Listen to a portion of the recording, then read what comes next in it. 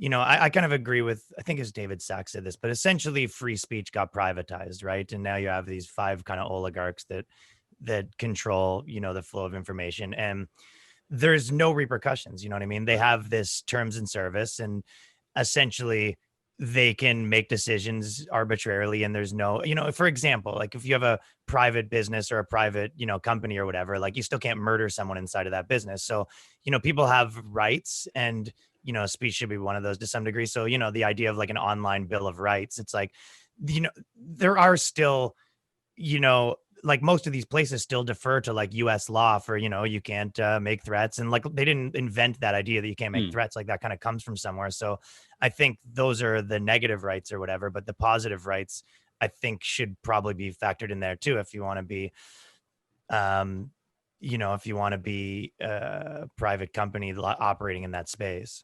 I think that's interesting. And especially when you're dealing with, these platforms that treat different countries very differently. Like, of course, right?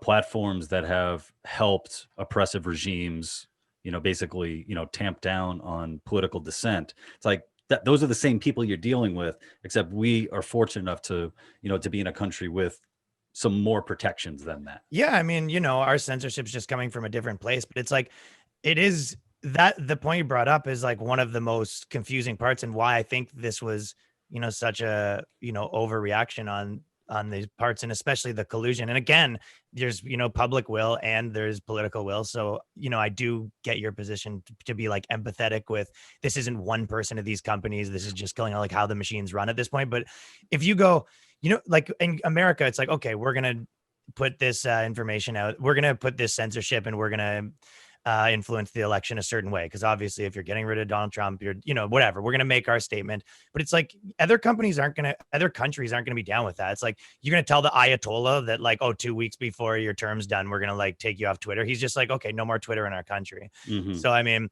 this idea that we're going to take the free countries and start censoring them. It's like, so essentially just any other country that has any sort of like, a stronger power government, they're not going to allow fucking a bunch of goofs in Silicon Valley to decide what they say to their people and whether they deem it appropriate. So it's like it's going to create such a mess that I feel like, that there's no real solution out of this. That's like free market kind of at this point, at least the way I see it. I think you bring up a great point. One thing I want to say is that I'm not so empathetic or sympathetic to the companies. I was just, you love them. Yeah.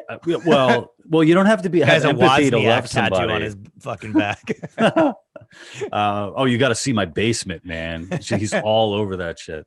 It's just like vintage, like Facebook stuff, and but like how people used to collect Coca-Cola. That's you with like old school social media stuff. Oh, dude, I got my MySpace bobbleheads and all that. But I think you really paint an interesting picture, because it's sort of like, these platforms are so beholden to all these other countries, and even with the example that I gave, them having to answer to those in power here, it's sort of a similar thing, and it's just going to be. It's going to be one of those things, just like we were talking about early on about, the hypocrisy where, the Chinese Communist Party is still going to pump out propaganda on Twitter, and people are going to be like, what the fuck? What's going on?